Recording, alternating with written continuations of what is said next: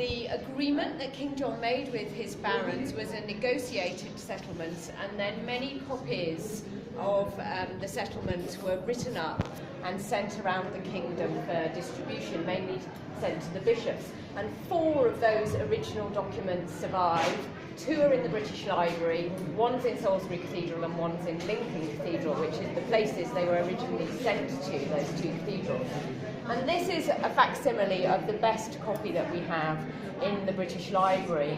And as you can see, it's just a single sheet. It's made of parchment, which is made from sheepskin, and it's completely undecorated. It contains 4,000 words recording King John's grant, and it's written in Latin.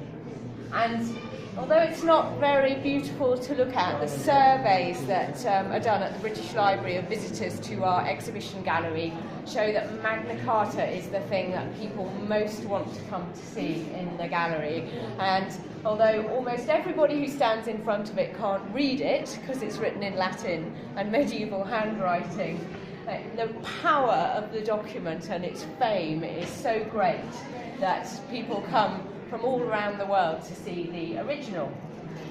Now, Magna Carta has 63 clauses in it. A large number of those clauses relate to medieval payments and rights, because that's what the barons were really upset about in 1215. Because King John had been ruling in a really arbitrary and tyrannical way, and he had set aside all precedent in setting the rates of taxation and set them at absolutely arbitrarily and never seen before levels. And then, as now, very high rates of taxation were not popular. He also really abused the barons. He didn't deal with them justly. He seized their lands and their castles, and he also fell out with the church. So he was really good at making enemies. He fought a long series of wars in France, because as well as being king of England, he was also king of the western half of France. But unlike his father, Henry II, who'd built up this great Angevin empire, and his brother, Richard the Lionheart, King John was not a success on the battlefield, and he kept losing more and more battles and more land. So he was always wanting to fight more battles to try and win the lands back. And that was incredibly expensive, and that's why he was setting the taxes at a high level. So the barons were getting more and more frustrated with him, and then they kept trying to meet him. He kept refusing, and by 1215 it all came to a head. And in May 1215 the rebel barons captured London and the city of London, and that was a turning point really, and forced John into agreeing to meet the barons at last at Runnymede in 1215. And there the barons negotiated with King John and his supporters, and they agreed the terms of Magna Carta. We have the original document known as the Articles of the Barons in the British Library, which is like the draft of Magna Carta. It contains most of the clauses that ended up in Magna Carta, and that is an amazing survival from the field of Runnymede.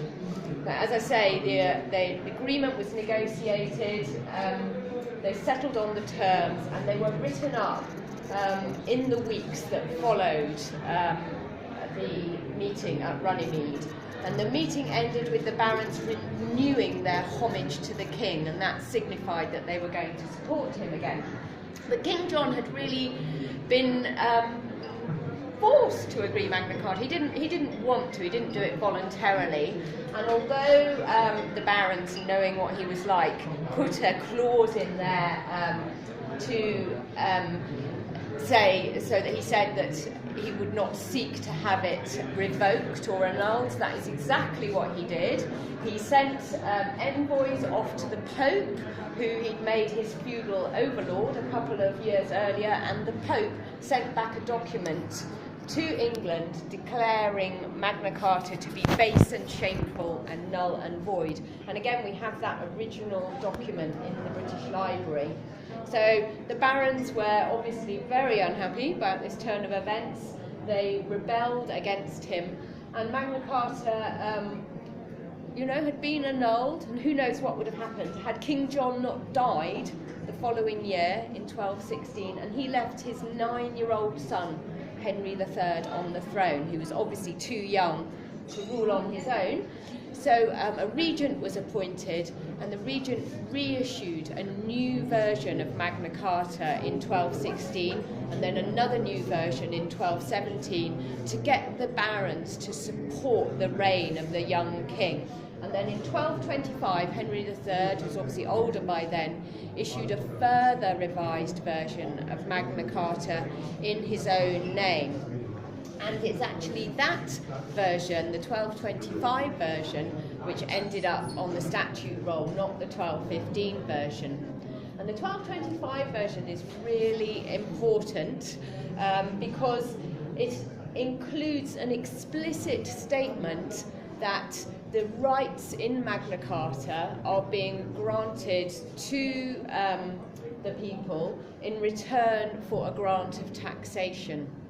And so it's setting up this relationship between how the king is going to rule and the granting of taxation. And that is obviously an incredibly important step along the way towards the calling of the first Parliament later in the 13th century. So I think today, Magna Carta, it obviously failed as a peace treaty, which is what it was originally in 1215, but today Magna Carta is hugely important as a symbol of freedom and rights. And its importance really lies in establishing for the first time through a detailed written document that the king wasn't above the law and that he was accountable and had to rule within specified limits. And today there are only 3 clauses from the version of Magna Carta that went onto the statute book that are still valid in law in the UK. One of those is the first one that says the English church shall be free and have all its rights and liberties. There's another one a bit further down that says the City of London shall have all its rights, and as shall other towns and ports. And then right in the middle, it's not given any prominence at all, is the most famous clause of all, and that says that no free man shall be seized or imprisoned or stripped of his rights or outlawed or exiled except by the judgment of his equals or by the law of the land, and no one shall have justice delayed or denied to him.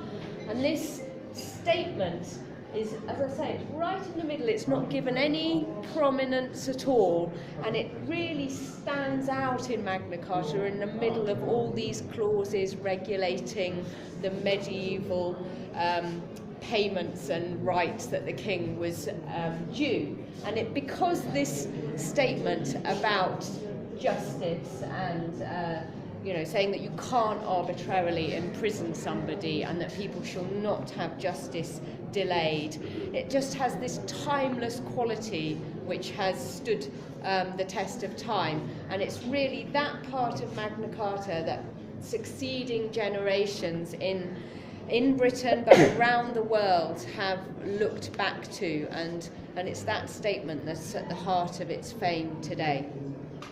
Your good name, please, once again. Your good name, once again.